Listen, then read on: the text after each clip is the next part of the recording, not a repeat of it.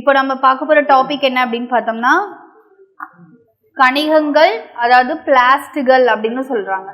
இப்போ இந்த கணிகங்கள் அப்படிங்கிறது எங்க இருக்கும் அப்படின்னு பார்த்தோம்னா பசுங்கணிகங்கள் அப்படின்னு நம்ம தாவரங்கள்ல பார்த்திருப்போம். இந்த தாவரங்கள் இந்த காணப்படுற இந்த பசுங்கணிகங்களை நிறத்தின் அடிப்படையில 3 வகையா பிரிச்சிருக்காங்க. என்ன அப்படின்னு பார்த்தோம்னா குரோமோபிளாஸ்டுகள், லியூகோபிளாஸ்டுகள் அண்ட் குளோரோபிளாஸ்ட் அப்படின்னு பிரிச்சிருக்காங்க. Chromo, leuco and chloro. Leuco அப்படின்னா ஒயிட் கலர், எந்த ஒரு நிறமிகளும் இருக்காது. குளோரோ அப்படின்னாவே நமக்கு தெரியும் கிரீன் கலர்ல இருக்கும். குரோமோனா கலர்ஃபுல், என்ன கலர்ல வேணா இருக்கலாம். இப்ப குரோமோபிளாஸ்டுகள் அப்படிங்கிறது இவை மஞ்சள் நிறத்திலோ சிகப்பு அல்லது ஆரஞ்சு நிறத்திலோ காணப்படும். இது செல்களில் உள்ள வாக்யூல்களில் ஆந்தோசயனின் நிறமிகள் காணப்படுவதனால் மலர்கள் கவரும் வகையில் கவர்ச்சிகரமாக காணப்படுகின்றன. நார்மலா செல்கள்ல நம்ம வாக்யூல்கள் பார்த்தோம். ஒன்று உணவு வாக்யூல்கள், உணவை சேமிக்கும், இல்ல கழிவுப் பொருட்களை சேமிக்கும், இல்ல கான்ட்ராக்டில் வாக்யூல்ங்கிறது அமீபால இருந்து கழிவுப் பொருட்களை வெளியேற்றும் அப்படின்னு பார்த்தோம். அதுல இன்னொரு வகையான வாக்யூல்கள் அப்படிங்கிறது பார்த்தோம்னா நிறமிகளை சேமித்து வைக்கிறது. மோஸ்ட்லி வாக்யூல்களோட வேலையே சேமித்து வைக்கிறது தான், எதையாவது எந்த பொருட்கள். இந்த பொருட்கள்ல வந்து பார்த்தோம்னா வாக்யூல்கள் ஆந்தோசயனின் அப்படின்ற ஒரு நிறமி இருக்கு. அந்த நிறமியோட வேலை என்னன்னா மலர்களுக்கு கவர்ச்சிகரமான கலரை கொடுக்கறது அதோட வேலை. எதுக்கு இந்த கவர்ச்சிகரமான கலர் அப்படின்னா அப்பதான் வந்து அது பூச்சிகளை வந்து அட்ராக்ட் பண்ணும். அட்ராக்ட் பண்றப்பதான் அவை வந்து தேன் எடுக்க இங்க வரும். அப்ப மகரந்த சேர்க்கை நடைபெறும் அப்படிங்கிறதுக்காக. சோ குரோமோபிளாஸ்டில் கொழுப்பில் கரையும் கரோட்டினாய்டு நிறமிகளான கரோட்டின் மற்றும் சாந்தோபில்கள் காணப்படுகின்றன. இந்த ஆந்தோசயனின் நிறமிகள் காணப்படுவதனால் மலர்கள்ல கவரும் வகையில கவர்ச்சிகரமான கலர்கள் இருக்குது. அதே சமயம் கரோட்டினாய்டு மற்றும் சாந்தோபில்ஸ் சொல்லக்கூடிய மற்ற நிறமிகளும் காணப்படுகின்றன. இதுதான் பசுங்கணிகத்தோட குறுக்கு வெட்டு தோற்றம் நமக்கு கொடுத்துருக்காங்க. இதுல பார்த்தோம்னா ஃபர்ஸ்ட் வெளிப்புற ஜவ்வு, அடுத்து உட்புற ஜவ்வு அப்படின்னு 2 ஜவ்வு இருக்கு. இதுல பார்த்தோம்னா ஸ்ட்ரோமா அப்படின்னு சொல்லக்கூடிய ஒரு இடம், அதாவது டார்க்கா இருக்கிற பகுதி. அடுத்து தைலகாய்டுகள் அப்படின்னு சொல்லக்கூடிய இந்த சைட சொல்றாங்க.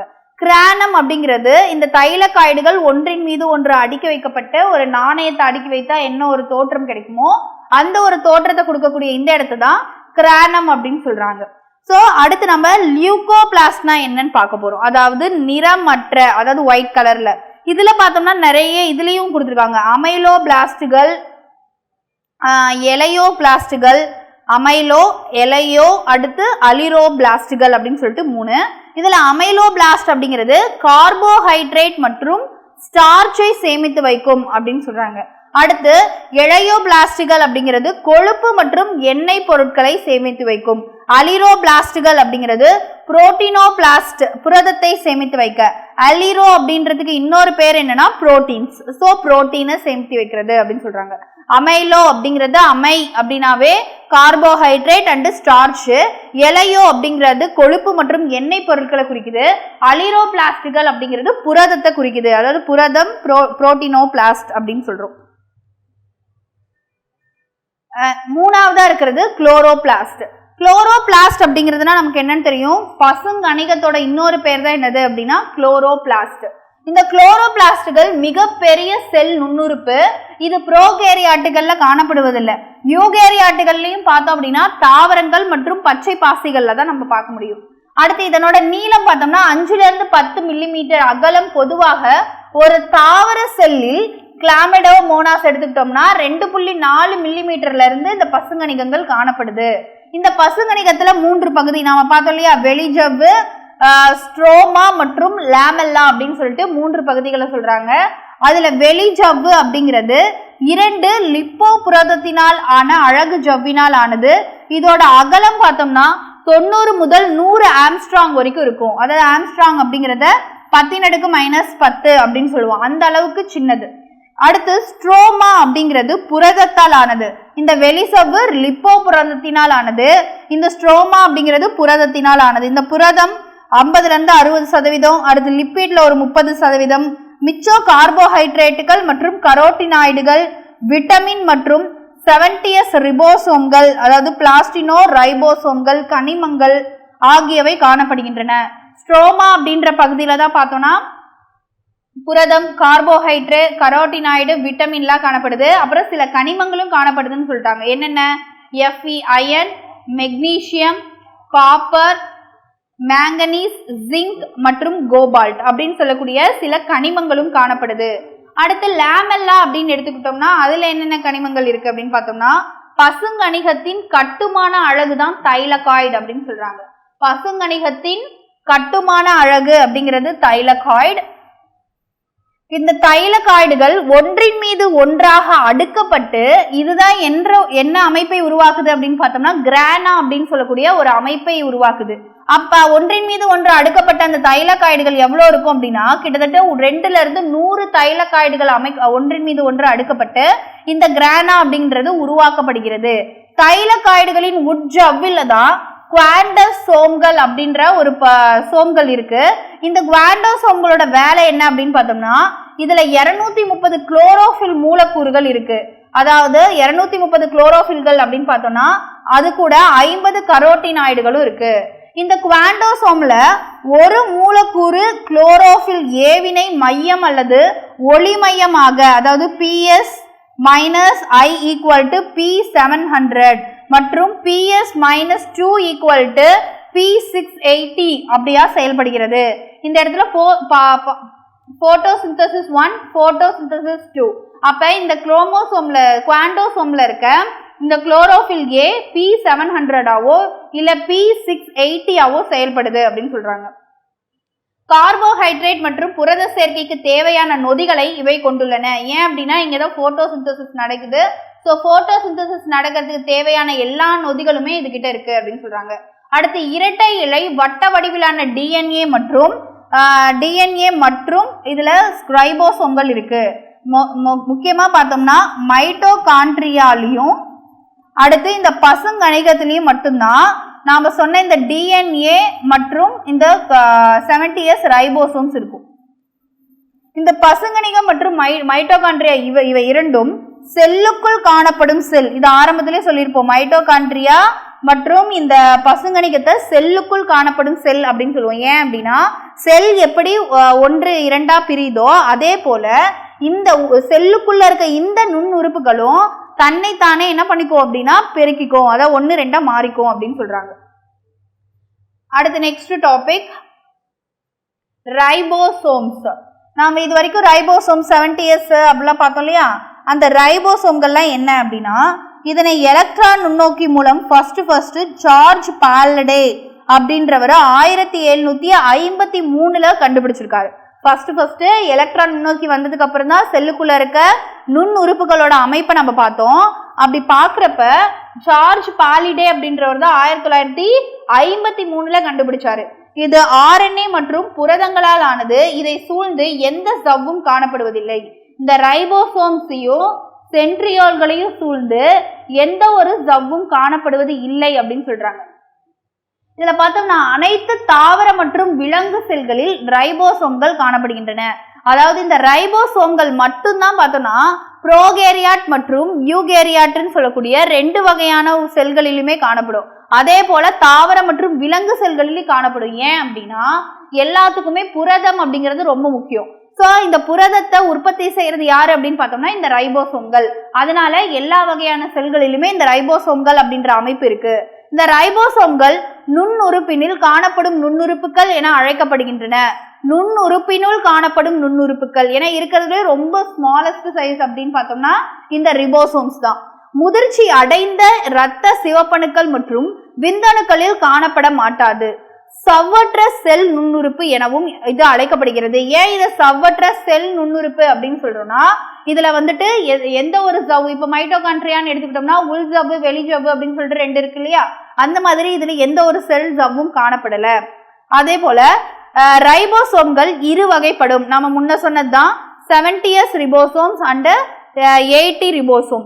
இதோட 70S ஓட துணை அலகுகள் அப்படின்னு பார்த்தோம்னா இது 2ஆ பிரியும். எப்படி 50S + 30S அப்படின்னு பிரியும். அதே போல இந்த 80S ரிபோசோமும் 2ஆ பிரியும். 60S + 40S அப்படின்னு பிரியுது. இப்ப நமக்கு இந்த துணை அலகுகளை இங்க அமைப்பா கொடுத்திருக்காங்க, இங்க ஸ்ட்ரக்சர்ல கொடுத்திருக்காங்க. இதுதான் பார்த்தோம்னா ரைபோசோம். இது பெரிய துணை அலகு அப்படிங்கிறது நம்ம சொன்னோம் இல்லையா, அந்த 70S 2ஆ பிரியும்ட்டு. அதுல இருக்க அந்த 70S இப்ப எப்படி 2ஆ பிரியும், 50S + 30s பிரியும். ஸோ இது 70s ஓடது. இப்படி ரெண்டா பிரியறப்போ இதுதான் பெரிய துணை அலகு, இது கீழே இருக்கிறது சின்ன துணை அலகு. இந்த இடத்துல எப்ப மெக்னீசியம் அப்படின்ற ஒரு கனிமத்தோட அளவு அதிகமா இருக்கோ, அதாவது புரத உற்பத்தி அப்போ அதிகமா இருக்கோ, அப்ப என்ன ஆகும்னா இதுக்கு நடுவுல mRNA போகும். முதல்ல இந்த ஸ்மாலர் சப்யூனிட்னு சொல்லக்கூடிய சிறிய துணை அலகு வந்து ஒட்டிக்கும். அதுக்கப்புறம் பெரிய துணை அலகு ஒட்டினோன்னே அங்க புரத உற்பத்தி ஸ்டார்ட் ஆயிடும் அப்படின்னு சொல்றாங்க. இப்ப ஃபர்ஸ்ட் நமக்கு 70s ரிபோசோம்ஸ் கொடுத்திருக்காங்க. இது பாக்டீரியா, நீல பசும் பாசிகள் மற்றும் பசுங்கணிகங்கள் மைட்டோகாண்ட்ரியாவில் காணப்படுகின்றன. 70s ரிபோசோம்ஸ் எங்க காணப்படும்னா முதல்ல புரோகேரியாட்ல தான் அதிகமா காணப்படுது. அடுத்து 2 துணை அலகுகள் எப்படி பிரியும்? 30s plus 50s. அந்த 30s எப்படி பிரியுது அப்படின்னு பார்த்தோம்னா 16s and 16s rRNA and 21 புரதங்கள். அதே போல 50s அப்படிங்கிறது 5s 23s rRNA and 34 புரதங்கள், அதாவது 34 புரதங்கள். நம்ம இந்த sல கொடுத்திருக்கிறது மட்டும் தான் பார்க்கணும். அப்படி பார்க்கறப்ப இந்த 30s மேலும் பிரியறப்ப எப்படி பிரியுதுன்னா 16s rRNAவாவும் 50ங்கிறது 5 23s அப்படின்னு பிரியுது. இந்த இடத்துல sங்கிறது எதை குறிக்குது அப்படின்னு பார்த்தோம்னா செடிமெண்டேஷன் கோஎஃபிஷியன்ட், அதாவது வீழ்படிவாதல் குணகம் அப்படின்னு சொல்லக்கூடிய அந்த அழகு குறிக்குது. இதன் செயல்பாட்டை குளோரோமைசிட்டின் என்ற உயிர் எதிர்பொருள் தடுக்கிறது. யாரோட செயல்பாட்டை தடுக்குது அப்படின்னு பார்த்தோம்னா ரைபோசோம்களோட செயல்பாட்டை தடுக்கக்கூடிய ஒரு வேதிப்பொருள் அல்லது எதிர்பொருள் என்ன அப்படின்னு கேட்டா நம்ம என்ன சொல்லணும்? குளோரோமைசிட்டின் அப்படின்ற உயிரி எதிர்பொருள், அதாவது ஆன்டி ஆக்சிடென்ட்ஸ், ஆன்டிபயோட்டிக்ஸ் சொல்லுவோம் இல்லையா, அந்த ஆன்டிபயோட்டிக்ஸ் பேரு குளோரோமைசிட்டின். இது ரைபோசோம்களோட செயல்பாட்டை தடுக்குது அப்படின்னு சொல்றாங்க. இது வரைக்கும் நம்ம 70s பார்த்துட்டோம். இப்ப 80s ரிபோசோம் அப்படின்னு பார்த்தோம்னா யூகேரியாட்டிக்ல இருக்கும். 70s எப்படி இருக்கும்னா புரோகேரியாட்டிக்கல்ல இருக்கும். இந்த 80s அப்படிங்கிறது யூகேரியாட்டிக் உயிரினங்கள்ல இந்த வகையான ரைபோசோம் காணப்படுகின்றது. இதோட 2 துணை அலகுகள் அப்படின்னு பார்த்தோம்னா 40 plus 60 பிரியும். இந்த 40 அப்படிங்கிறது 18s rRNA, அதுல எப்படி 16 rRNAவா பிரிஞ்சுதோ இதுல 18 rRNA பிரியும். இதுல பார்த்தோம்னா 60 பெரிய துணை அலகு 5s 5.8s rRNA அப்படிங்கிறது. இந்த இடத்துல sங்கிறது நம்ம முன்ன பார்த்த மாதிரி செடிமெண்டேஷன் கோஎஃபிஷியன்ட்னு சொல்லக்கூடிய வீழ்படிவாதல் குணகத்தை குறிக்குது. இதன் செயல்பாட்டை சைக்ளோஹெக்சிமைடு அப்படின்ற உயிர் எதிர்பொருள் தடுக்கிறது. அப்ப 70s ரைபோசோமை தடுக்கிறது குளோரோமைசிட்டின், 80s ரைபோசோமோட செயல்பாட்டை தடுக்கிறது சைக்ளோஹெக்சிமைடு அப்படின்றது.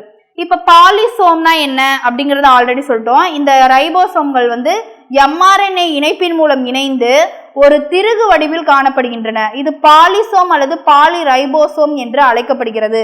ஒரே mRNA மேல பல ரிபோசோம்ஸ் போய் ஒட்டிக்கிச்சு அப்படின்னா அது பேர் தான் நம்ம பாலிசோம் அப்படின்னு சொல்லுவோம். யூகேரியாட்டிக் உயிரினங்களில் ரைபோசோம் RNAக்கள் நியூக்ளியோலஸ் பகுதியில் உருவாகின்றன. இதனால் நியூக்ளியோலஸ் ரைபோசோம்களின் தொழிற்சாலை என்று அழைக்கப்படுகிறது. ஏன் வந்து இந்த நியூக்ளியோலஸை வந்து ரைபோசோம்களின் தொழிற்சாலைன்னு சொல்றோம் அப்படின்னா நியூக்ளியோலஸ், அதாவது நியூக்ளியஸ் சொல்லக்கூடிய உட்கருக்குள்ள இருக்க உட்கரு மணி தான் இந்த ரைபோசோம்களை உருவாக்குது. அதனால ரைபோசோம்களை உருவாக்கக்கூடிய தொழிற்சாலை எது அப்படின்னு சொன்னா நம்ம நியூக்ளியோலஸ் அப்படின்னு சொல்லணும். நெக்ஸ்ட் புரோகேரியாட் உயிரினங்கள்ல என்ன ரைபோசோம் அதிகமா இருக்குன்னா 70s. அந்த புரோகேரியாட்டிக் உயிரினங்களில் ரைபோசோம்கள் RNAக்கள் சைட்டோபிளாசத்தில் உருவாகின்றன. இப்ப நம்ம வந்து யூகேரியாட்டுகள்ல ரைபோசோம் எங்க உருவாகுதுன்னா உட்கருக்குள்ள இருக்க உட்கரு மணியில உருவாகுதுன்னு சொல்லுவோம். இதுவே புரோகேரியாட்டுக்குள்ள உட்கரு எது உட்கரு மணி எது அப்படின்னு நம்மளால பிரிச்சு பார்க்க முடியாது. அப்ப அங்க எங்க உருவாகுது அப்படின்னு பார்த்தோம்னா சைட்டோபிளாசத்தில் உருவாகின்றன அப்படின்னு கொடுத்துருக்காங்க. நெக்ஸ்ட் இந்த நம்ம செல்கள்ல இருக்க நுண் உறுப்புகள்லயே புரத உற்பத்திக்கு மையமாக செயல்படுறது எது அப்படின்னு பார்த்தோம்னா இந்த ரைபோசோம்கள். இந்த ரைபோசோம்கள் தான் என்ன பண்ணுது அப்படின்னா புரத உற்பத்திக்கு முக்கியமான ஒரு விஷயம். நம்ம ஆரம்பத்துல இருந்தே ஒரு வார்த்தையை பார்த்துட்டு இருப்போம், இந்த ரைபோசோம் புரத உற்பத்தி. ஸோ இது ரெண்டுமே எங்க நடக்குது அப்படின்னா எண்டோபிளாஸ்மிக் வலைப்பின்னல் மேல இருக்க ரைபோசோம்களால நடைபெறுது. அடுத்து பார்த்தோம்னா செல் சட்டகம்னு சொல்லக்கூடிய சைட்டோஸ்கெலிட்டன் ஸ்ட்ரக்சர். இதுல பார்த்தோம்னா சைட்டோபிளாசத்துல இருக்க வலைப்பின்னல் இலை அமைப்பிலான புரத அமைப்பு தான் நம்ம செல் சட்டகம் அப்படின்னு சொல்றோம். இதோட பணி என்ன அப்படின்னா செல்லிற்கு வலிமை, செல்லின் நகர்வு மற்றும் செல்லின் வடிவத்தை இதுதான் பாதுகாக்குது. ஆல்ரெடி இன்க்ளூஷன்ஸ் உடலம்னு சொல்லி பார்த்துட்டோம். இன்க்ளூஷன்ஸ் உடலம்னா என்னன்னா புரோகேரியாட்டிக் செல்ல உணவுப் பொருட்கள் இன்க்ளூஷன் உடலங்கள் என்ற அமைப்பின் மூலம் சைட்டோபிளாச பகுதியில சேமித்து வைக்கப்படுகிறது. சில புரோகேரியாட்டிக்னு எடுத்துக்கலாம், இப்போ பாக்டீரியம் எக்ஸாம்பிளா எடுத்துக்கலாம். பாக்டீரியாவுக்கு தேவைப்படுற சில பொருட்கள் அது உடம்புலயே வந்துட்டு சில பார்ட்ஸா அதாவது தேவைப்படும் பொருட்கள் அப்படியே அங்கங்க இருக்கு. எக்ஸாம்பிள் பார்த்தோம்னா இந்த பாஸ்பேட் துகள்கள், சயனோபைசின் துகள்கள் மற்றும் கிளைகோஜன் துகள்கள் இது எல்லாமே இன்க்ளூஷன்ஸ் பாடிஸா புரோகேரியாட்டிக் செல்கள்ல இருக்கு.